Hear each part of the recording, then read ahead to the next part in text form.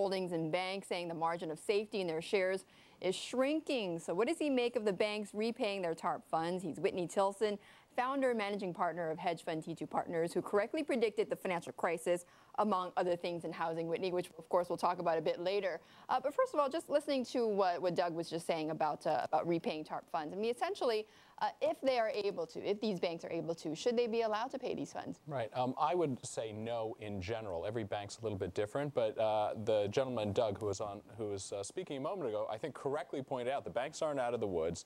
Hideous losses coming in commercial real estate. As our book notes, hideous losses coming still in the mortgage area, in the housing sector. These are highly leveraged financial institutions to this day, even though they've raised capital in the midst of the worst economic downturn, the Great Depression. So why is it a good idea to allow them to remove capital from their balance sheets when nobody can be sure whether they're out of the woods yet? It would strike me that prudence would indicate wait till the end of this year before allowing them to repay that money. Well, what would change by the end of this year? Well, we'd have a much better idea of whether the recent signs of stabilization are a head fake, which is what we think is likely the case, or whether it's for real. We'd have another 6 or 8 months of data, and it would just be, it would reduce the odds of a really bad outcome, which, as that gentleman pointed out, the worst case scenario would be to have them repay the money, then have big losses come in later this year, and then have to go back to the government for yet another bailout. Right. In fact, that is certainly what he said, but at the same time, what I was kind of gauging or getting from his comments was that even if we do see big losses coming ahead for banks, it may not be enough, though, to jeopardize the entire banking system. You disagree with that? I think it is likely that these institutions, the strongest 10, are going to be okay. To the extent that losses come in, that they're earning enough money that they can outrun those losses. I think that's likely. But even if there's a 10% chance that they can't outrun it and that they need to raise more capital, and the capital markets are close, and they can close. Right now, capital markets for these institutions, they've all been able to raise money privately, and that's an important factor. Yeah. But literally in a matter of days, that window can slam shut. These markets can move so violently. So at precisely the time, of course, that they would need to raise the money, I guarantee you the capital markets will not be open for them to raise that money. At that point, at that critical point. And so then they're going back to the government, and, you know, all heck is breaking loose. Right. Whitney, you know, you've been a bank investor for quite some time. You've shorted also banks as well. Sure. In your opinion, though, I mean, the capital that we've seen given to these banks in the last 8 months or so, has it done any good? Yeah, very much so. I mean, look, the capital was given to them at a time when many of these banks literally would have filed for bankruptcy. There was, to some extent, the capital that was given to them was building market confidence to enable them to weather what was really an investor panic. So it was absolutely the right thing to do. It was critical to their survival. And we definitely want the government out of this business. We want that money paid back, but we only want it back when we're 99% sure that they won't need that money, not 80 to 90% sure. So a bit more margin of safety, less of a head fake. Okay, Whitney, we're going to talk a bit about another head fake, which is housing, and that would be a bit later in the program, so just stick around there, Whitney.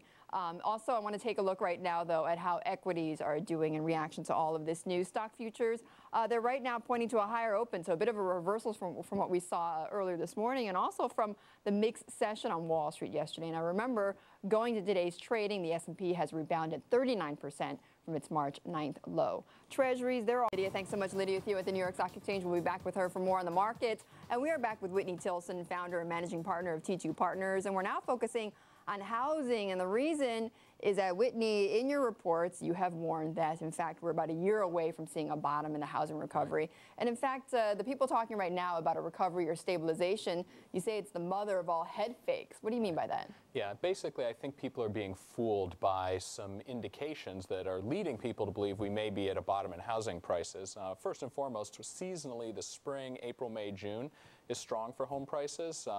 And then secondly, when Obama was elected, there was a foreclosure moratorium by Fannie and Freddie, and most of the big banks and servicers followed. So there's a real drop-off in the number of homes coming through that foreclosure pipeline. So today, that's resulted in an artificially low, though still historically very high inventory level for homes, and that's helping stabilize home prices. But that foreclosure moratorium ended a couple months ago, and we're seeing the early data. You can see the pipeline building. It's going to lead to a lot more homes being hitting the inventory later this year, and that's going to really pressure home prices. So we figure, roughly speaking, we've got at least another year of home price declines. Can you give us a sense of, the inventory that we see right now? I mean, how much higher do you expect that to go then towards the end of the year, and how much lower do you expect housing prices to go then? Right. Well, inventory historically, long-term, a healthy normal level might be 5 or 6 months. Today, we're at about 10 months according to official statistics, but that's missing all of the shadow inventory.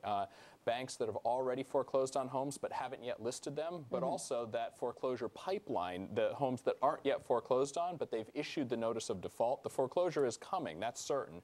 So you look at that data, and we're seeing, my best guess is there's somewhere between 16 and 20 months of inventory, not 10 months. And, Really? and it's going to take us time to work through that. So then even given that scenario, it almost seems like it may be too optimistic to think that a housing bottom could happen by next year. What do you... Yeah, well, the bottom, when we reach the bottom, I don't know exactly when that will be. That will be a function of three things. What happens to the economy, particularly unemployment. Number two, what happens to interest rates. And thirdly, the biggest wild card is what happens to homeowners? How do they behave when they're underwater on their mortgages? Because right now, about 25% of all mortgages, people are underwater. There's never been any historical precedent. There have never been a large number of Americans underwater because home prices have been so stable. So will they walk, or will they keep paying those mortgages? So, even though it may be economically rational for them to walk, will they stay and keep paying if they're able to?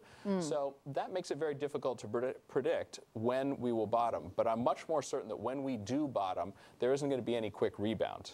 So we could be at bottom for a number of years. Well, what does that mean then for somebody like me, let's say, who's in the market to buy a home? Does that mean that the house, your home, is a dead asset class in terms of an investment, or what? Well, I would say, one, it really depends on where you are. There are many markets that are much closer to a bottom, and there you'd see home sales really picking up. In most of the country, sales have dropped dramatically, and whereas, for example, in California, home sales are up 65% year over year. That market is sort of reaching a clearing price. Home prices in California are already below trend line. Why? Because home prices are down 57% from the peak just over 2 years ago. So whereas in a lot of other markets, the market's sort of clogged up. The sellers don't want to sell at the prices the buyers are willing to pay. So the answer to that question really depends on where you are. But people, I don't think, should be buying housing for investing purposes today. I think it's much too early for that. Not quite yet. Okay. Yeah. All right, Whitney, great to talk with you. Always nice to see you, especially not in Omaha this time, but here back in New York. Whitney Tilson of T2 Partners, and they're wasting no time selling Apple's new iPhone